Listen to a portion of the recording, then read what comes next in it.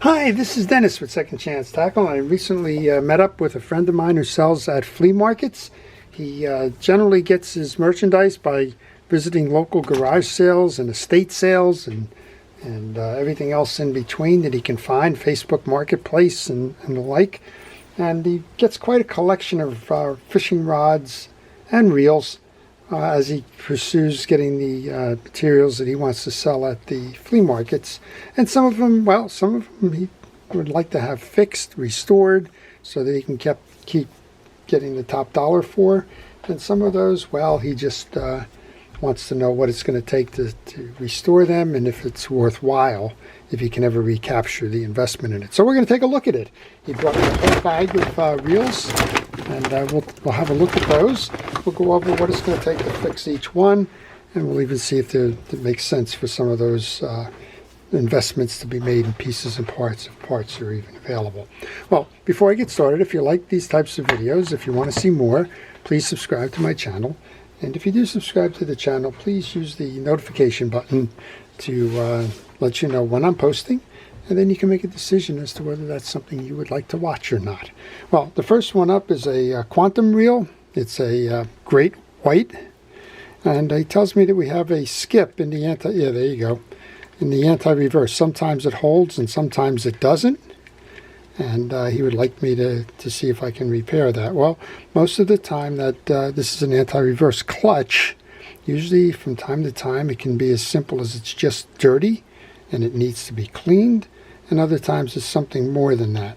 Well, one of the things I'm a little bit concerned about as I'm looking at it here, it may not be obvious on the video, but this spool is not sitting square, it's sitting angular, and that usually means a bent axle shaft. And if it's a bent axle shaft, he's going to have more problems to it than just that bearing. I don't know if you can see that, but we'll see what we can do. And well, if I can restore it, I certainly will.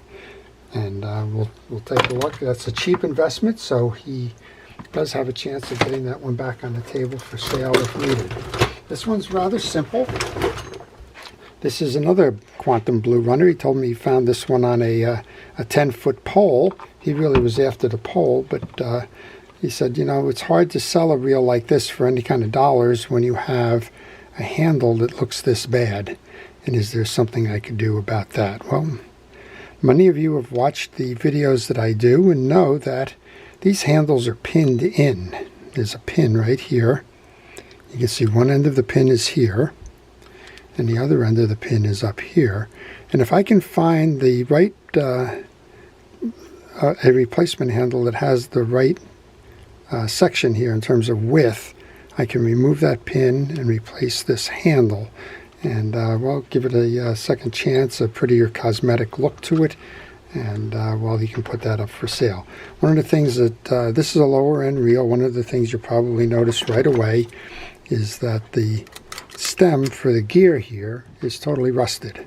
So just a steel gear, and of course anybody that knows anything about these reels knows that they are dependable. You can fish with them, but cosmetically and some of the other issues material wise, they're not the top of the line by any stretch. Well, there's one more of the bigger reels here, and this is an Avenger, and he said he would like to use this one himself. I know that the Okuma Avenger reel is a very nice one. This is the ABF 65. This one has a stuck adjuster cap for the rear drive. So that one I'm going to have to take apart. I'm not sure why it's stuck. Somebody may have just tried to over tighten it. Not certain. But that one again shouldn't be parts, should just be labor. And this one I think it's working nice and smooth.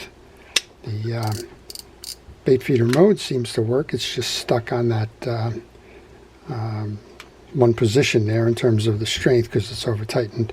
Another example here, we have a steel screw.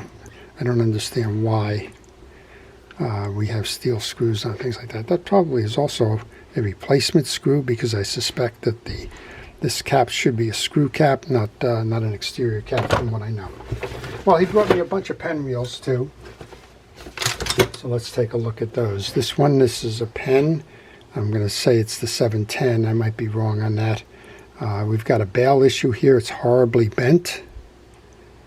And we're also missing the nut cap. So my guess, I'm Sherlock Holmesing it here, is that somewhere along the line this was fishing and got slammed, broke the knob, bent the bail, and well, somebody was selling a whole group of these. And you know what? It works other than that. So we can take a chance. You're not going to find the bail. The bail is, I believe, it's no longer available. But what you will do, if we can, is very gently bend this up.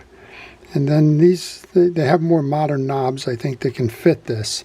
This one, it's going to sell for about $35, I would think. That knob is going to be probably $10 if we can find it. And I'm not sure if that one's going to make it to the table or not. Here's another one. This one's missing the handle. And this is the 4500, 4400, 5500 SS. It's just missing a handle for now. I don't know the interiors of this. I'll go get a handle from one of my 5500s or 4500s or whatever, and see if there's burring noises and other things. But again, handles can run you $20 if they start doing that. Then well, that adds up. When you're at a flea market, nobody's going to want to pay full price for that. And unfortunately, you know, putting $20 and maybe you bought it for $10 at the yard sale, I don't know, whatever it is, all goes into the final price somebody's willing to pay for that. Here's one we don't have an anti-reverse on. This thing is just swinging away. This is the 722Z, and it's it's what I call on my channel grease choked. So we got some work to do there, but I think we should be able to clean that out. My guess is the grease is probably dried around this anti-reverse, and maybe it's caused the spring to pop or something. Hopefully it's something that easy. We have another big pen here. This one's a 7500 SS. It looks like it's been through the days. He was concerned about the cosmetics on the handle, and I think, well, for the most part, that's going to be what it can get. We'll try to buff it up. There's some pitting of the plating here. There's some greening on the knob, but it does work, and it needs a good tune-up. It's very sluggish. You can see all the dirt and greases and the like have poured out of the side plates. But and this thing, I don't know where it was stored, but obviously it's an awful lot of dirt. It hasn't been used in a very long time. You can see the dirt and dust on the monofilament. But I think this one can get a chance there. Let's see if the bail will trip. So we're okay with that. We got two more here. This one is a Mitchell 308. It's the 408. And I think he's got a bail issue with this one, maybe. Yeah, he's got a very slow closing bail on this one. That's relatively easy. Those of you that watch my channel know you can actually just take some penetrating oil, throw it onto the seam there, because it's usually a matter of dirt and debris. Could be a bent bail wire. It's certainly a bent bail wire. There's no question about that. That should be arced. But even with that, if you just throw that little bit on there, you can usually get it to trip. It's as simple as that, guys. Just a little bit of squirt of penetrating oil on a slow closing bail, and 60 or 70 or 80% of the time it's going to be able to close for you. Well, he did ask me to turn that one up in addition, so we'll do that. And then finally, he's got a Okuma here, and he tells me that he doesn't have any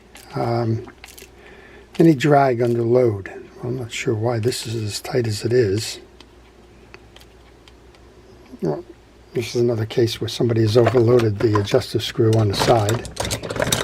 But he said that they're missing the drag under load. And my first guess, I'm not going to play around with that now. My first guess is that we've got a problem with braid slip. It almost always happens on a reel like this without a stud. Again, I can't hold it and test it because of this spool being so tight. But my guess is it's got nothing to do mechanically with the reel, that it's probably braid slip, and we'll go off that, take that off, see if it's backed by monofilament. If it is, we'll go a little bit deeper. If not, we'll just clean that one up and get it back to him. So, lessons learned, right? And most of the time he finds that there's poles that he's interested in that also come with reels. Sometimes those reels become resellable. He's looking for a reasonable fix that still allows for him to recapture his investment and the value of the reel. And we'll see what we can do. Most of these, I think, are labor rather than in pieces and parts. There are some we saw with a broken knob, a bent bail, a handle that may need to be replaced, those kinds of things. And we'll see what we can do within my marching orders to make them repairable. If not, well, they're going to be parts reels then, where he'll sell them at a discount for somebody on the table who's willing to live with, say, a cosmetically flawed handle, if you will. So I hope you've enjoyed that. To our first responders and essential personnel, thank you for all it is that you do to keep us safe. Your efforts truly are appreciated. And to everyone, well, flea markets and garage sales and yard sales and the like are great places to find reels. If you're interested in the reel repair as a hobby or a pastime, then it's a good place to start. And you'll find reels like this that need some effort but can be saved. And I would encourage you to go ahead and look for them, find them, learn from them, and have fun doing it. This is Dennis with Second Chance Tackle. Have a great day.